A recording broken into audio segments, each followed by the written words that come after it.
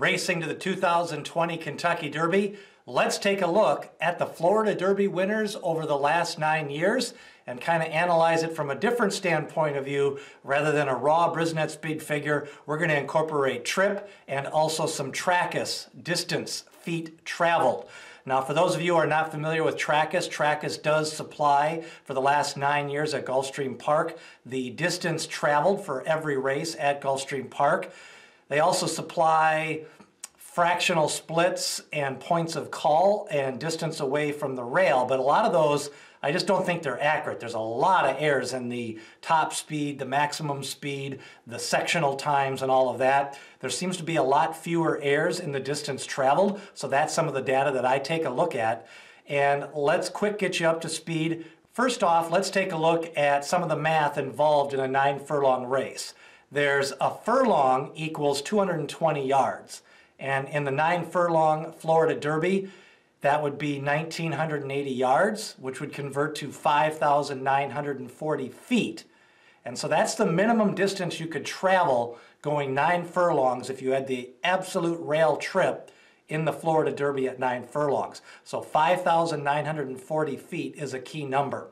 Now, we've calculated here over the last 9 years and laid out the distance traveled by all of the winners from 2020 all the way back to 2012. It goes from 6,053 feet of orb, and then this year we had Tiz the Law with 6,052. And the average, which is just taking the 9 years, that comes out to 6,027 feet. And then the median, which is the number over and the number under, which is what I like to use, 6,034 feet. A little bit unusual sometimes to see the median higher than the average, but in this case it kind of throws out some of those high and low numbers and gives you counts a little bit more for some of the different post positions in the winners over the years.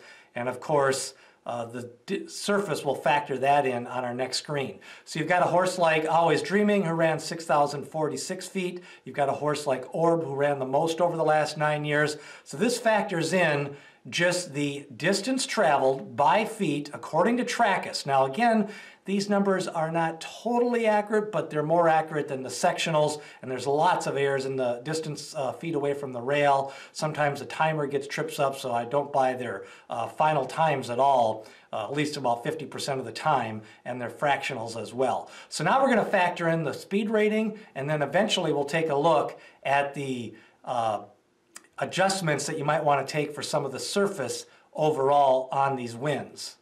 Now we're going to take a look at the last 9 Florida Derby winners, taking a look at the Brisnet speed figure, which goes from a high of Audible's 107 all the way to a low of Orb's 97. Now this is where it gets a little bit interesting. When you take a look like Orb, he ran 19 feet above the median, and he got a little bit lower of a Brisnet speed figure, where a horse like Take Charge Indy, he ran 56 below the median. He ran a 104 speed figure, and we'll factor in the pace of the race and the way he did it in just a moment. So now it starts to get you a little bit more clear of a picture when you take a multifaceted approach rather than some people just taking a look at that raw speed figure, which sometimes, depending on the speed figure maker, is adjusted for pace and wind and post position and feet traveled, going by how far away they are on the turns. So a little bit different picture.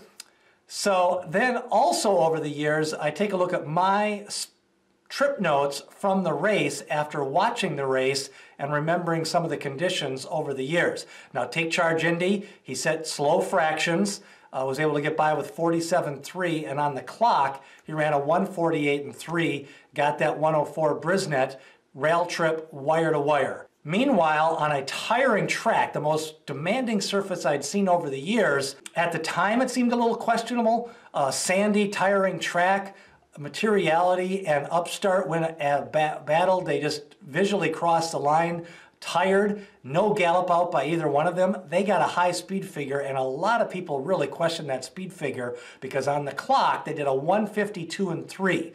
So there's a 4-second difference in speed figures between Take Charge Indy and Materiality, and only a 1-point difference in the Brisnet speed figure. But on the raw clock, they went 20 lengths different apart. So that's where you've got to factor in the pace of the race, how they did it, and the feet traveled, and it comes up with a little bit different of a view, and that doesn't even factor in how do you factor in a tiring surface, small field, slow fractions, and things like that. So you get a little bit different view when you take a look at the winning effort by Materiality, who barely held on over Upstart. Meanwhile, Nyquist got a little bit easier trip. He beat Mo Heyman in that highly anticipated duel and picked up a 97. And then again, another people liked Orb's performance. Even though he got a low Brisnet speed figure, you factor in that extra 53 feet that he went from the minimum, and then also 19 feet above the median and the average. It starts to look like a little bit better, and that's not even just looking at it in hindsight because he won the Kentucky Derby. A lot of people said, I think Orb's speed figure could be adjusted a little bit higher, and those that did that were able to snag him as a potential Kentucky Derby winner. Another horse like that was Always Dreaming. He got a 102, but he won by 6 lengths. He went up to the lead in hand. It looked like he had a little bit in the reserve. The jockey was looking over his shoulder going into the turn, John Velasquez. Again, he ended up winning the Kentucky Derby. Did nothing after that, but he also won it on a sloppy track and took advantage. Again, this is not really meant to be predictive. What it's supposed to help you do is that when you take all of these factors, you can kind of rank in some of these performances in the Florida Derby, and if you do it in real time, maybe you get a little bit better final analysis on the speed figure. 9 years of Kentucky Derby winners adjusted for speed figures, ease of the trip, and distance traveled. I'm going to go with Always Dreaming as the most impressive performance over those last 9 years. I thought he dominated the race. He was working out well going into that race. He had ran a slow speed figure. It was his 3rd race of the year. He kind of topped out in the Florida Derby. A horse like Tiz the Law, again, he ran 6,052 feet. He did it in hand, light foot, quick to the lead against Ete Indian.